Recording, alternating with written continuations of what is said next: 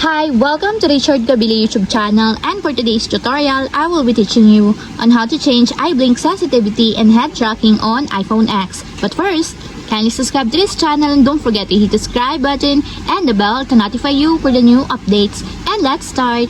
Using your iPhone X, from your home screen first, go to Settings. Then in the settings, scroll down and find the accessibility and then tap. Then in the accessibility, scroll down again and go to physical and motor section and then tap the switch control. Then in this part in the switch control, scroll down and go to point scanning section and then tap the head tracking.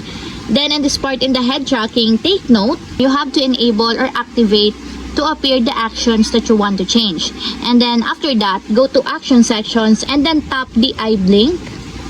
Then in this part in the eye blink, tap the sensitivity.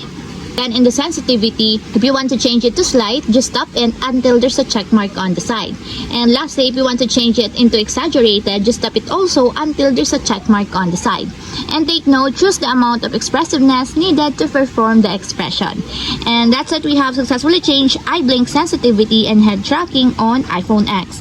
If you have a question, can you comment down below, and don't forget to hit the subscribe button and the bell to notify you for the new updates. And thank you for watching!